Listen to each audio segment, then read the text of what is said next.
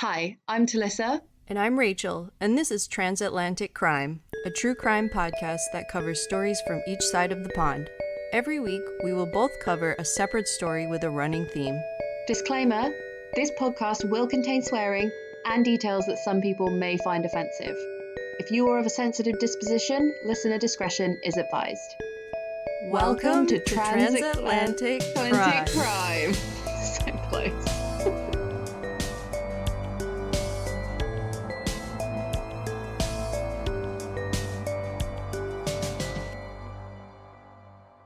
Right when a bird starts chirping outside because it's 8:30 in the morning here. Also, again, as I said, there's going to be 2 more Amazon deliveries. I know they're going to be during this. So Arlo's going to go fucking insane. And I'm just sorry, really. It's okay. We're all here for it. We all have lives. Yeah. Gotta keep going. I'm just trying to drag some fucks out because it's the middle of the week. I've got a nice weekend planned and I'm, you just just do some fucking work. Mm-hmm. Just do it. Yeah. My motivation is low. How's your week going? I get it. Yesterday, towards the end of the day, I just said out to one of my coworkers, I was like, I've hit a wall. I can't do anything. Sometimes you just have to be there's no point in carrying on. I'm just going to flick between screens until 5. What is the point in this? I don't even remember what I did. I think I just sat and stared at a screen. And then it was about 45 minutes later, my coworker was like, have you done anything since you hit the wall? And I was like, nope. Pretty big wall. I like a good old fashioned empty the recycle bin, or step out for fresh air, sort out your emails, make a cup of tea, anything like that. Really. Destiny's tidying. You know what I did do? I played a happy song. Oh, what song? I played Celebrate Good Times, come on. That's incredibly happy. Fucking hell, what are you celebrating? Nothing. I was just like, I need something to get me out of this. Yeah. So it sort of did, I think. It gave me that tiny little bit of drive. That's a pretty good idea. Yeah. I have been watching more of The Staircase, and I'm not going to lie to you, Mm-hmm. I've been watching it because obviously in The Staircase he is playing a bisexual man. Yeah. And I heard from another podcast that there's a scene where he eats another guy's ass in it. And I just want to see Colin Firth do that. So I have been holding on and holding out. All that happened so far is he ate his wife's ass, which I'm like, okay, fine. Where's the gay scene? It's just not coming. Why is this relevant to the show or to the story at all? This is what Sarah, my friend Sarah, she was like, that's a bit heavy on the artistic license. Yeah. I was like, I know, but I still want to see Colin Firth, Pride and Prejudice guy, serious guy from Bridget Jones's Diary, really get in there and eat some ass. That's what I want to see. And it's just not happening, Rachael. Give the people what they want. All he's done is give some guys a bit of an eye in the gym. That's it. There's just been lingering eye contact in the gym. I haven't seen any explicit gay scenes and I'm disappointed.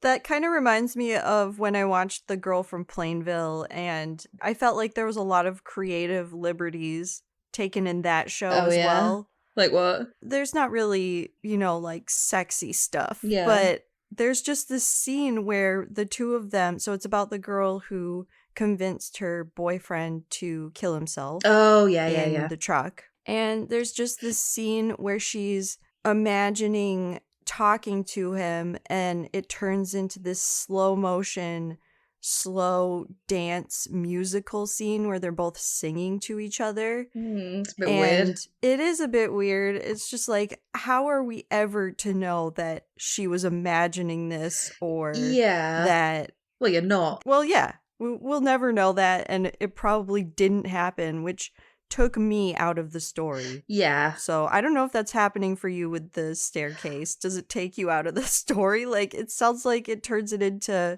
other people that just aren't the real people. There's a weird, That's what it does for me. There's a weird bit in it where basically they explore all the theories. So, last week I said there's a scene where she actually falls down the stairs and you're like, well, is that how it happened?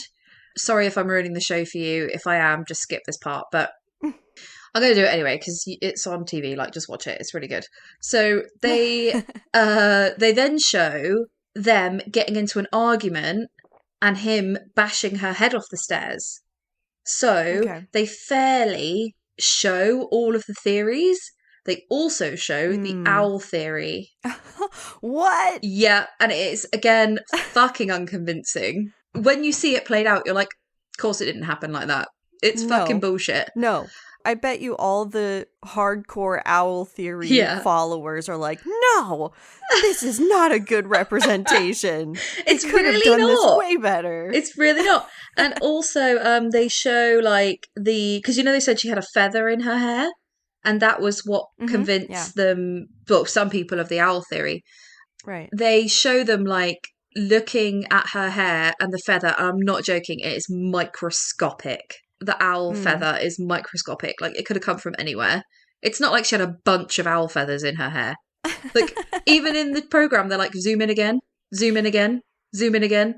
Yeah. Oh, it's a feather. Like, oh, it's such shit. It's just so fucking impossible.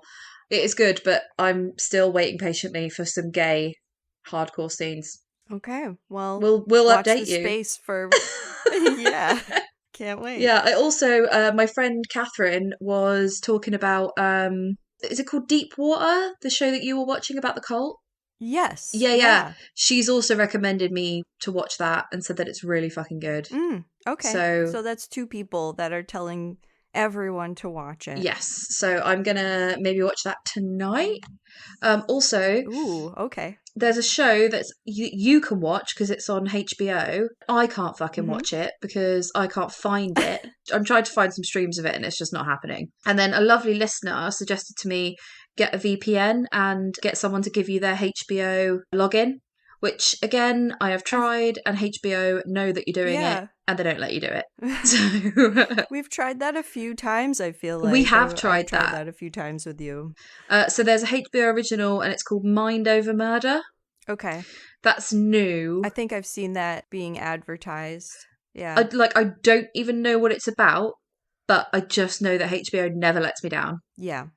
I just had this idea. What? Maybe I'll watch it and I'll FaceTime you at the same time and just put the phone on the screen so you could watch it. Dude, I'm not above that in any way, shape or form. It's you that has to put in the fucking hard work. Right.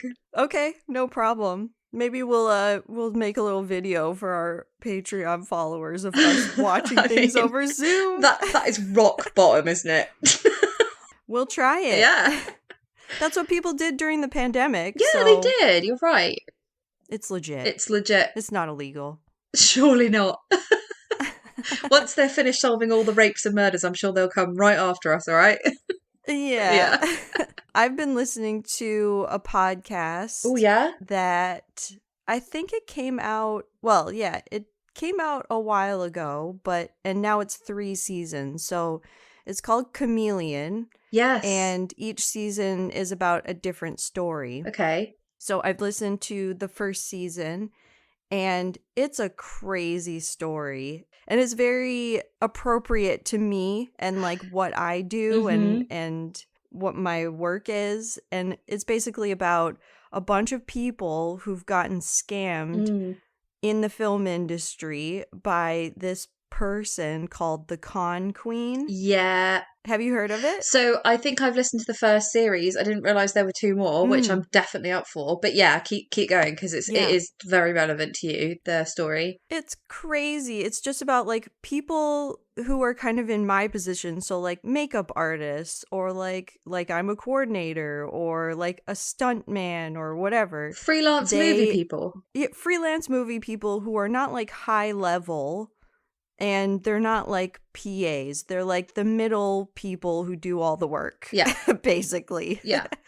They get contacted by someone that they think is really high up, like a main producer of a movie. And they say, hey, we want to send you to Indonesia. You're going to scout and we're going to make this movie and you're going to be part of it. And so this person, the scammed person, buys their own ticket to Indonesia, thinking that they're going to get reimbursed, stays in a hotel. Is that normal? Has to Would you shell do out. that? It can be. There's a lot of paying for things. Like if you're a makeup artist, then you are supposed to get money or reimbursed by your equipment. Or like if you own camera equipment, then you'll be reimbursed for it. Yeah. But legitimately, you have a contract, you get a credit card if you're going to be making purchases beforehand. Yeah. Like, never go into something. I'm telling people now, if they are working in the industry or they want to, like, don't go into something where somebody is telling you, like, oh, well, you buy this thing and then we'll reimburse you. No, they really, especially in the podcast, they really preyed on people who this is their dream and they get offered this dream job to go film somewhere. So they're like, yeah, I'll do whatever it takes. And this could be my big break. How it happens. This could be my big break. I just got offered this dream job that it's a position that I've been striving for. And it sounds like an awesome movie. It's for a really high up producer who's made like Marvel movies or whatever. Yeah. And then they go to Indonesia and they spend all this cash and nobody contacts them. They just get messed around. Most of the time, that's when they realize, like, oh no, like something is wrong. I need to return back to America or England, because they've scammed people all over the world.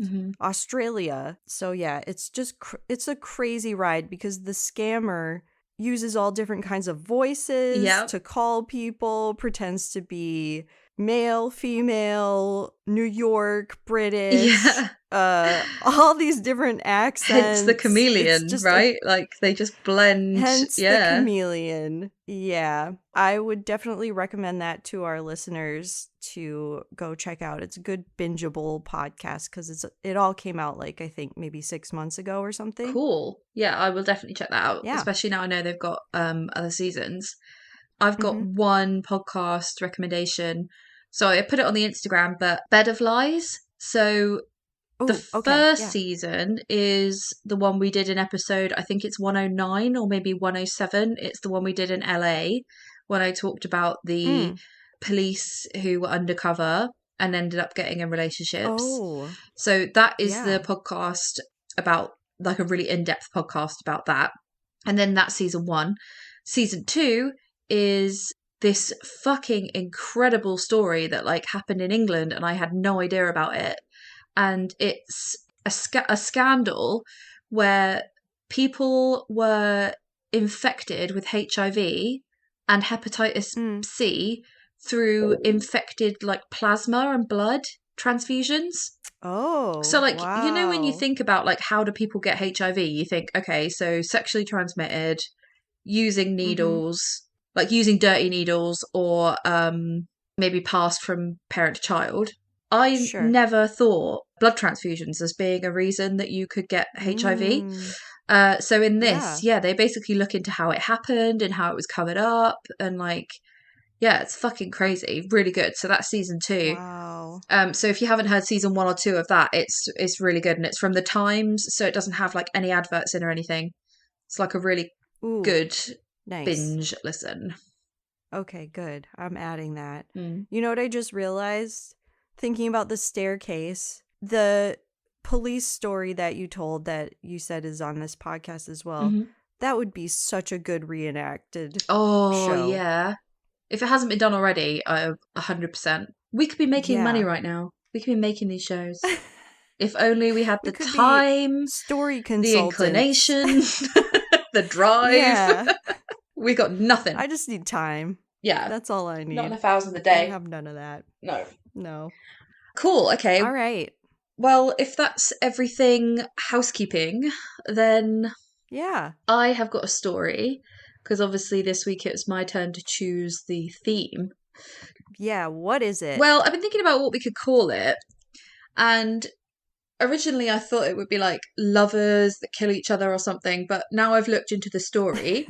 I think the theme should be called coercive control. Ooh, okay. Because we haven't done it before. I like that. And it's a law in England now. Maybe not in the States, but very recently it became law. So like you don't have to necessarily physically or sexually abuse somebody. You can just mentally abuse them and have them under control. So that law comes under the title of coercive control. So yeah, this is the story of Fry Martin. Okay, so Kyle Farrell was obsessed with now this is me attempting to say another girl's name who have a complicated name, so I'm being a hypocrite, like hypocritical as fuck. But I think you say it Farisha. So, but everybody calls her Fry. So Farisha Martin. Okay. So he was obsessed with her when he met her. They'd known each other since they went to the same primary school. So like from the ages of about 5 to 12. And they got together officially when Kyle was 16 because Fry is about 6 years older than him, I think. So she's 6 years older than him, but he was obsessed with her since grade school. Yeah, they like lived in the same street and like went to the same school, and so he was like 5 and she was like 11. Yeah.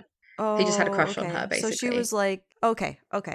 Yeah, so their families like know each other and stuff. Gotcha. In 2012, they're living with their parents and they're going out, and Fry discovers that she's pregnant and she's having a little girl, and Kyle's really happy about this. Like he's posting on Facebook, like, I'm going to have a little girl, like absolutely pumped.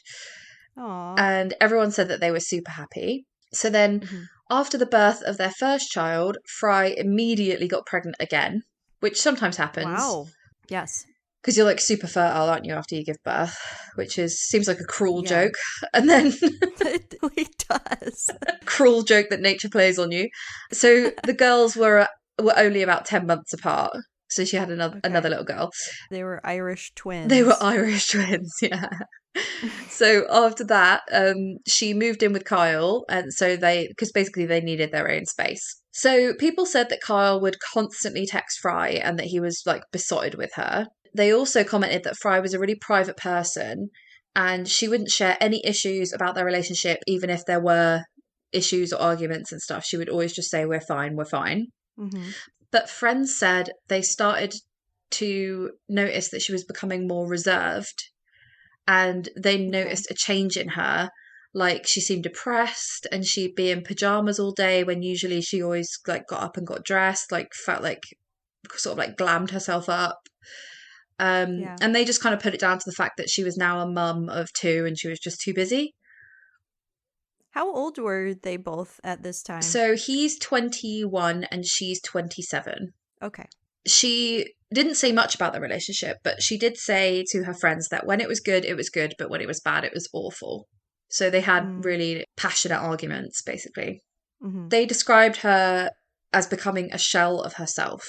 One Friday night, she goes out and Kyle is also out and she's got a babysitter at the house.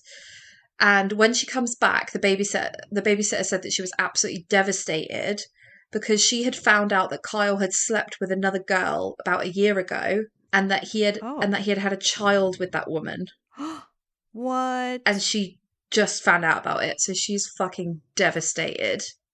And then ever since then, everybody said the relationship was near breaking point. Like it was constantly on and off since then.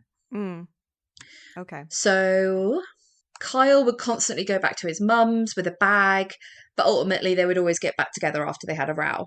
So get to 2014, and they lived in a place called Charlecot Street in Liverpool. On the day of November the 20th, Fry went Christmas shopping with her friend, and Kyle started texting her, complaining that she wasn't coming back soon enough. And I watched a BBC documentary on this. I think it's called something like Deadly Love, Why Did Fry Kill Kyle or something. Like the name leaves a lot to be desired. But they basically show they show loads of screenshots of the texts that they sent to each other, and he is super abusive on text. He is horrible. So he starts he starts texting her on this day saying, "You're a slag. I hope you get raped." Etc. What? Etc. Like that. This is the mother of your children. Yeah. And you fucked someone else and got them pregnant. So if anyone's a slag, It's you, mate. Yeah, so he's Just pure projection. Yeah, he is he's kind of obsessed with her, cheating on him. So anyway, she returns home after shopping and they argued. But then they made up and she said, I'm going to go for a drink with my friend just at her house. We're not going to go out. I'm just going to go to her house. And Carl said, yeah, that's fine. I'll look after the kids. So he agreed to this initially. But then he started texting her abuse again, telling her to come home. And he's saying things like, why don't you just go suck some guy's dick? Like, you always... It's horrible. Yeah, just like you always do this. Fuck you. Just like just really horrible. Like if you watch the documentary, you can just see the stuff that he writes and it's grim. And do you know what? She doesn't even write horrible stuff back. She honestly writes stuff back like, why are you being like this? Stop it. I'll be back soon. She doesn't abuse him back. It's sad to say, but if it's been going on like that, then she's just used to it. And she's just like, what's going on? Like, why are you saying, like, I just left? And like, also, like, I love you. Why are you talking to me like I'm a piece of shit? Right. Yeah, so he's going absolutely mental, texting her, being like, when are you coming home? You said you'd be home now. Anyway, she explained that she didn't want to go home and she was making up excuses to stay a bit longer because, in her words, he was just fuming. She did want to go back because she didn't want to make him more angry, but she was also scared to go back because of what he might do. So by the time she got back, it was like 4 a.m. So, I mean, obviously that is late, but he wasn't making it easy for her to go, God, I can't wait to come and see you. Of course I'm coming home. It wasn't a welcoming environment. No. Like, oh yeah, I can't wait to get home to my boyfriend who's calling me a slag. Right. I've definitely been in a relationship like that before. Oh where God, it's just like, I don't want to go home right now. Yeah. Because you are being really mean. All that's gonna welcome me there is an argument. Yeah. Why don't I just stay out? Exactly. So anyway, she eventually had to come home at 4 a.m. She admitted that she had had quite a lot to drink and was drunk when she left to get the taxi home, which she would be by 5 a.m. Yeah. Again, they argued when she got home. Her neighbour reported overhearing her having a row and said there was a lot of noise and commotion and they could hear Fry saying something about stabbing her partner. After things fell silent, the neighbour believed things had died down, but then she heard Fry screaming and the neighbour rushed into the house and said there was blood all over the living room floor. Wow. The police were called at 4:50 a.m. When they got there, Kyle was lying on the floor and Fry was holding his head, claiming that she had come in and found him like that. Yeah. He was taken to hospital, where he sadly later died from a single stab wound to the heart. So Fry initially told the police that intruders had stabbed her boyfriend. After 4 hours of interviews, the police discerned that she had picked up the knife after Carl had grabbed her by the throat because she didn't have a cigarette for him. He then ripped the TV off the wall, and Fry told him, "You better leave me alone, otherwise I'll stab you." She claimed that Carl replied, "I dare you." So this is her words. And then next minute, he was cut. I didn't go to stab him. I just had the knife by him, saying to him, "Leave me alone. Just go. Get out of my house." Leave it at that. And then she stabbed him in the heart. And he said, "Fucking hell, Fry, you've stabbed me." So at this point, their two daughters are under 3 and they are upstairs in the house. Yeah. And then... Poor kids. I know, right? And then Fry went to hide the knife that she had used in the street before the police had arrived. Oh, Fry. It does not look good. No, that doesn't help. No. Scary situation. Yeah. Like, your partner is coming at you and you have to try and defend yourself, and your 2 kids are upstairs and he's tearing the TV off the wall and probably throwing things around. She later claimed, like, when asked why she did that, she later claims, like, she didn't want to have her kids taken away from her. And she realised that if she went to prison, then her kids would have no one.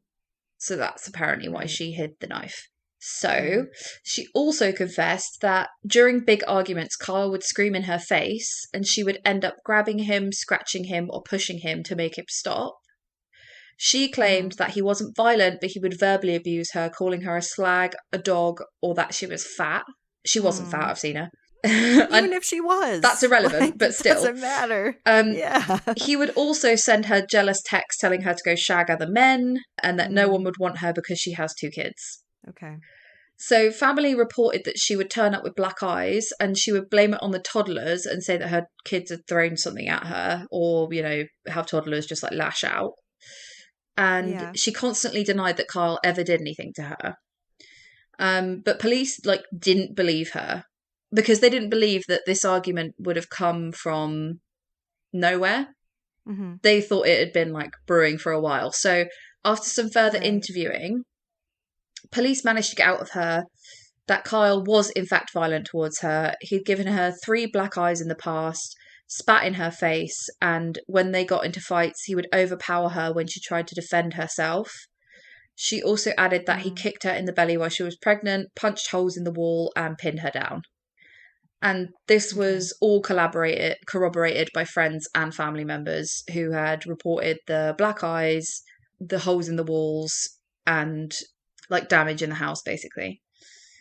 So other people had seen that. So she was convicted of murder in June 2015. And following her trial, she was jailed for life with a minimum of 13 years. The judge said, immediately after you'd stabbed him, you set about attempting to cover up your responsibility for what you'd done, inventing a lying account of you having come home to find Kyle in this state and he having been attacked by unknown intruders. I accept that you did not intend to kill Kyle or to cause him serious injury.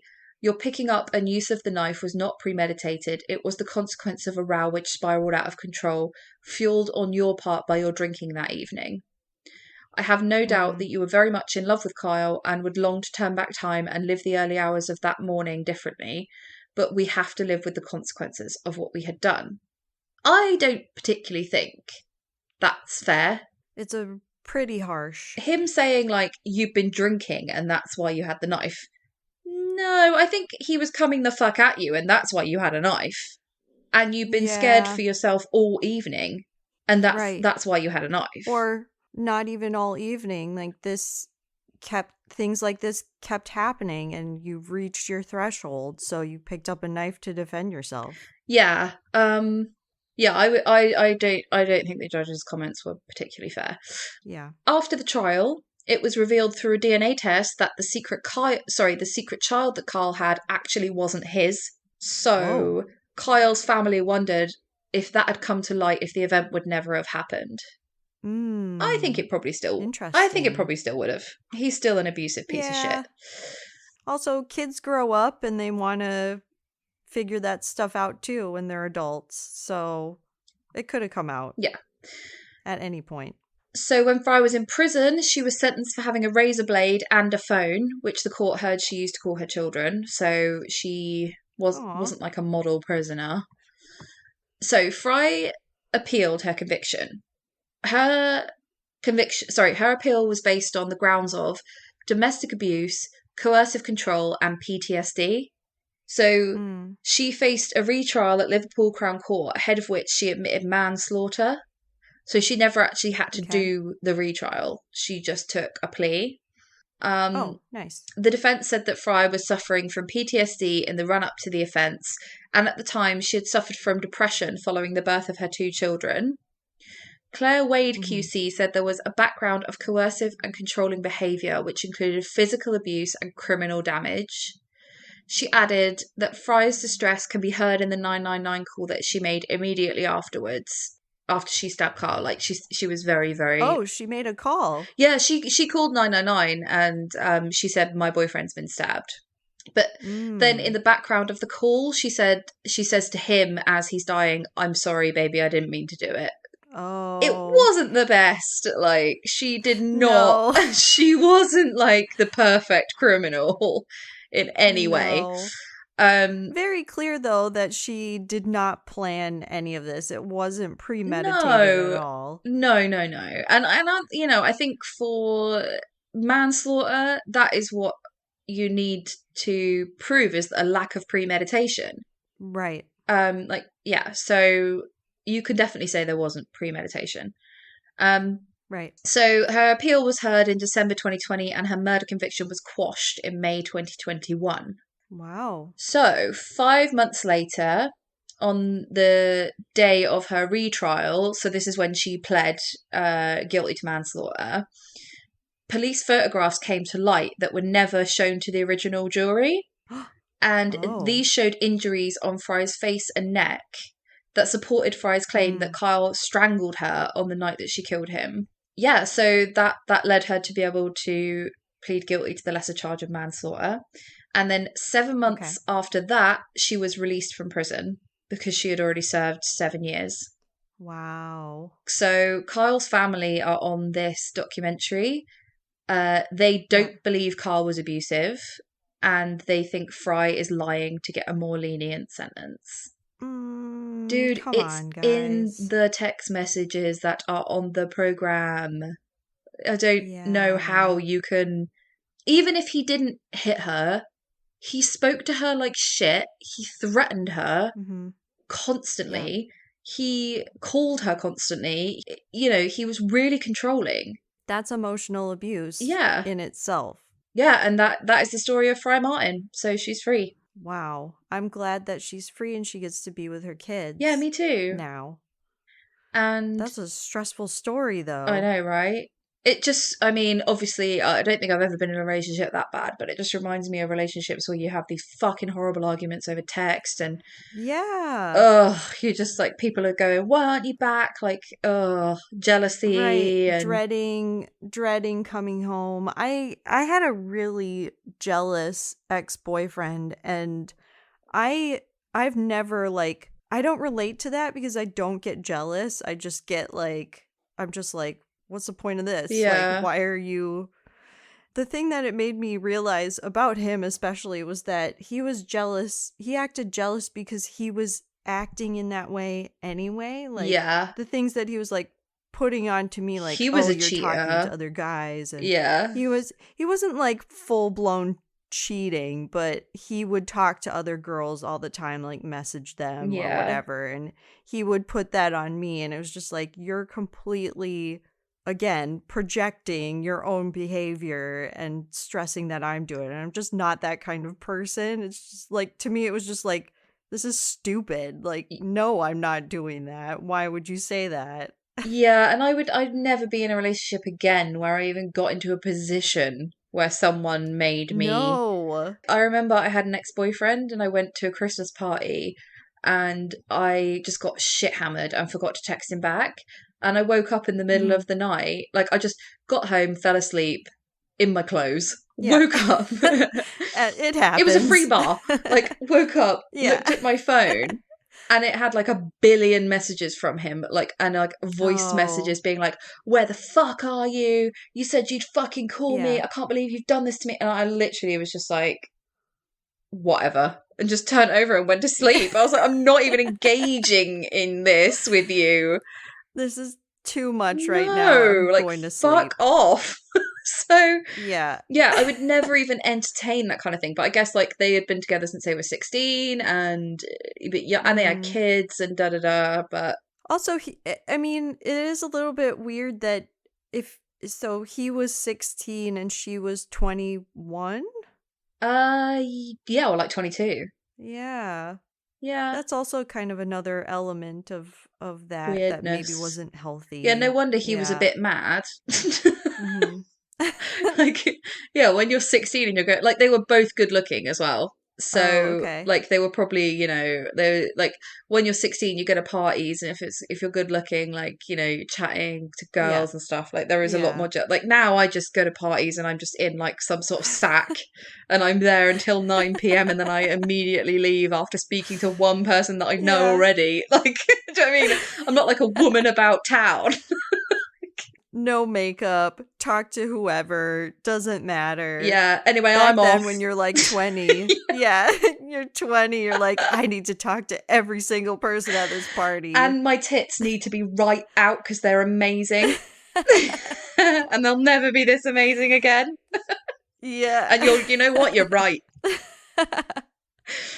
Yeah. Yeah, good story this week. Thanks, pal. I also wanted to say before we say goodbye that there's been a lot in the news in America this past like week, 2 weeks. Yeah, it's just, I don't even know what to say. It's very frustrating, and that, yeah, if you're a listener and you need support or want to talk about it, then we're here.